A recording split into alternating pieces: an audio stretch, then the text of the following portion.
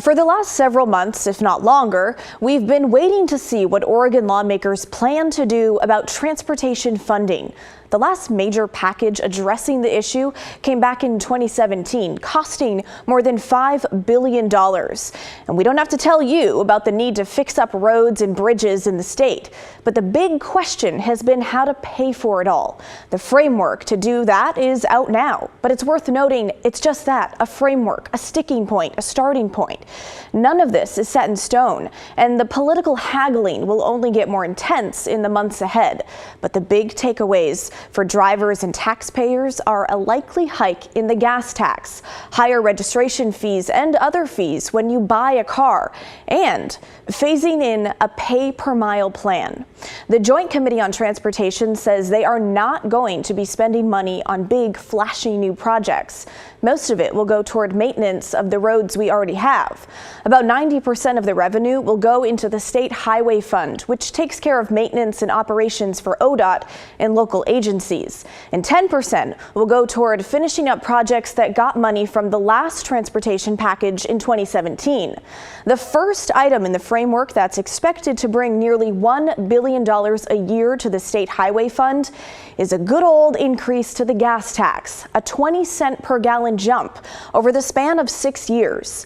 It would start next year, going up 8 cents a gallon, and then 3 more increases after that, every other year until 2032 for that 20-cent total. And beyond those hikes, the framework also proposes tying the gas tax to the rate of inflation. But that's not all to fund nearly $1 billion a year in revenue. Lawmakers are also proposing a $66 increase in registration fees, a $90 increase in vehicle title fees, and a 16.9% increase in weight mile fees. But wait, we're not done yet. The framework also includes what's called a system use fee, which would be a 1% fee based on the cost of a vehicle at the time you buy it. Now, to us, that sure sounds like a sales tax, but they're not calling it that. The commission notes that Oregon is one of only 5 states that currently does not have that revenue stream. And it's worth noting that every 2 years, the first $250 million from that fee would go towards finishing ODOT projects that have already been agreed to or are underway. The Abernathy Bridge comes to mind. So those are the most in-your-face tax and fee hikes highlighted in the transportation framework. But we've also spent a lot of time on this show talking about a potential pay-per-mile plan, or as lawmakers like to call it, a road usage charge. This framework sets a phased-in approach for something like that, starting with electric vehicles, or EVs, and eventually including new gas-powered cars. So starting next year, EV drivers would either pay by the mile or pay a flat annual fee. And they'd no longer be charged the higher registration fee that EV drivers currently pay. Over the next few years, newly purchased EVs and plug-in hybrids would be included. And by 2029, gas-powered cars that are model year 2030 and beyond that get more than 30 miles to the gallon would also pay the fee. No word yet on what the per-mile charge of flat fee would cost. The framework also aims to make a major investment in transit, apart from normal vehicles. And to pay for that, lawmakers propose increasing the payroll tax. The current payroll tax is 0.1%. Lawmakers say they could raise nearly $135 million a year if that was raised to 0.18%. And to pay for rail in Oregon, there are a couple more proposed taxes and hikes that we think you should know about. The framework asks to raise the vehicle privilege tax from its current 0.5% to 0.8%. Now that's a tax you pay when you buy a vehicle. And then add a 3% tire pollution tax, which would apply to tire purchases. Money from the tire tax would go towards rail, funding wildlife crossing projects, and salmon restoration efforts. Whew, okay, lots of numbers there. None of them great when it comes to your bank account. But again, this is just the starting point for lawmakers. Many of those ideas will change, but that's where they're at right now. This afternoon, we caught up with Representative Susan McLean, a Democrat from a district that includes West Hillsborough and Forest Grove. She's a co-chair of the Joint Transportation Committee who helped craft the framework that we just talked about.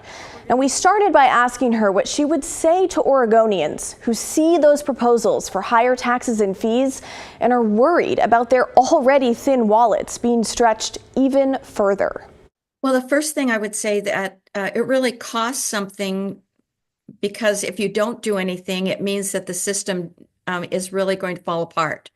And it really means that if they really do want to make sure that there aren't potholes, if they want to make sure that there's ability to deal with emergencies or weather during the winter for snow plowing and everything else, that we really have to show them what the costs are and show them what is happening with a diminishing fuel tax. I also would say that when we went around the state, some of you told us that paying a tax at the pump was probably one of the best ways to do it, because it didn't all come in one lump sum, and it came in a way that they were used to, and they also had an opportunity to just pay a little out at a time. Now, we also pressed her on that system use fee proposal, which to us, again, appears to be a 1% sales tax on vehicle purchases. Then there are 45 other states that may call it sales tax. But what it is a user fee. And what we're saying is that there's going to be a one-time systems charge or fee that they will pay when they buy a vehicle. And that 1% charge or fee is going to allow them to have actually something of a system that doesn't have potholes or problems. And so they won't be harming that new vehicle or that vehicle that is new to them as a purchased way of getting around their communities. And quite frankly, out of the 45 states that use this type of user fee, it is one that is in the top 3 revenues of how they fund their transportation system. So we're not new, we're not on the cutting edge. This is something that 45 other states actually already do. Now, we also had to ask her about tolling, which is absent from this funding framework. So does that mean the idea is dead in Salem? Not quite. I've talked about tolling for 20 years, and so it's nothing new, and it's nothing that's disappeared. Quite frankly, it's something that the governor put on the sideboard because we decided at that time that it was important for us to look at all types of modes and tools for funding transportation, and we were leaning toward trying to figure out how to modernize the transportation funding. And so we felt that possibly the vehicle miles traveled, which we had a 12-year pilot on, was something that would be easier to administer and also less costly to administer. So yes, tolling is out there. Yes, tolling is expected on things like interstate bridges, and it's a federal requirement. And so something that, has to do with other elements or other systems, it's certainly out there, but it's not anything we're using in this package. And finally, accountability within ODOT is mentioned in the framework, though not in detail, just that it's something with bipartisan support. So we asked Rep. McLean what exactly that accountability looks like. We have led a contract. It is a 2-month contract. They will have a report back to us with a look at the agency and some of our systems and some of our processes. And then that will send us into a full-blown type of an audit that will go in more depth in the areas that we think need to be reviewed. We also, from those 2 reports or audits, are going to be able to put some of those accountability structures or thoughts or checkpoints into this package, and we'll be able to do that by the end of our session. Well, now for some Republican perspective tonight, we've got Representative Shelley Bossart Davis joining us live. She represents a district in the Albany area and is the co-vice chair on the Joint Transportation Committee. She also runs a family trucking company. Representative, thanks for joining us. Absolutely. Thank you for having me. Okay, so what is your first reaction to this framework with so many new or increased fees here? Well, like you, kind of your lead in, it took a long time to go through all of these lists of taxes and revenues and increased fees. So to me, our first reaction was pretty shocking. listing out all of the different options to me and to fellow Republicans seemed very tone deaf. And I do just want to point out, this was a little bit framed as the joint committee or lawmakers, but this was certainly the Democrats' framework. So I just wanted to be clear on that. We didn't see it until Friday, or until Thursday, I'm sorry. So that kind of leads into my next question here. As part of the Joint Transportation Committee yourself, I mean, how much of a say did Republicans really get in this framework? Does it feel bipartisan at all? No, and it's because if you look at this framework, it is simply just looking at over 10 different ways we can increase or start new taxes. There isn't very much to say about, you mentioned accountability a little bit when you were talking about Rep. McClain, but it doesn't talk about where it needs to be cut, where we need to pull back, where we need to focus back on core mission of ODOT. And for that, I was very disappointed. So about this one-time road usage fee for new vehicle purchases, you know, we asked Representative McClain the same question earlier. Is this a sales tax on cars? Oh, it absolutely is. And if somebody's going out to buy a car, they have to realize they're already paying registration title. In 2017, in that package, they added the vehicle privilege tax. So that's an additional tax. And now a sales tax of 1%. And I did hear, and they're trying to call this a one-time. This is a one-time every time you buy a new vehicle. And so they're labeling it as a one-time, a system use fee, but it's almost more like a sales tax or a vehicle ownership fee. Now, this plan, you know, as we laid out, has a painful number of fee hikes, but there's no denying ODOT is in a budget crunch. So is there any way out of this where we don't have to raise at least some of these fees? Oh, absolutely. I think ODOT should be offering reductions that show that they're serious about living within their means. And if they fail to do that, I can absolutely tell you that Republicans are willing and happy to help prioritize some of that spending. So what would a Republican version of this framework look like? Well, it certainly wouldn't look like the first thing we're going to do is go out to Oregonians when we know that cost of living is the highest thing on people's mind and ask for more money. We would start with ODOT. We wouldn't start with asking Oregonians for money, and we would look to misprioritize their budget. We know that budgets reflect priorities, and we would be looking to see where we can pause, where we can cut, and help reprioritize back to core mission and what's really important to Oregonians' mind when they think of what ODOT should be responsible for doing. All right, Representative Bossart-Davis, thanks for coming on the show. Thank you. Now, it's worth noting that as the framework stands now, with all those taxes and fees we talked about earlier, it's still less than Governor Tina Kotek requested for transportation in her budget. So we asked for her take on this framework, and her office told us in part, "We have been underinvesting in the basic needs of our transportation system, and we cannot afford to push this problem into the future. This framework is a good starting point to stabilize the Oregon Department of Transportation's essential programs and make sure everyone's contribution is balanced." She went on saying, "I want to acknowledge that this framework reflects an increased investment from Oregonians to keep each other safe on our roads for years to come.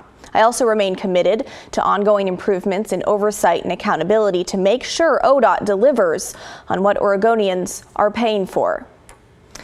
Well, now joining us live is Joe Courtwright. He's an economist who runs the City Observatory website. It's a think tank focused on urban policy like this. Joe, thanks so much for joining us. My pleasure, Blair. So those in the transportation world know you as a longtime critic of ODOT, so let's start there. Legislative leaders said they've ordered an external review of ODOT's project delivery and accounting practices, and the results will be incorporated into the final version of this package. Do you think that review will make a difference? No, because the last time we had a package in 2017, the Oregon Department of Transportation paid $1 million for a consulting company called McKinsey, one of the world's biggest consultants. And they came in and said, yeah, ODOT has some problems, but it's going to do much better. And Governor Brown swore up and down she was going to implement that. And since then, ODOT has had $4.8 billion in cost overruns on just 3 big highway projects in the Portland area.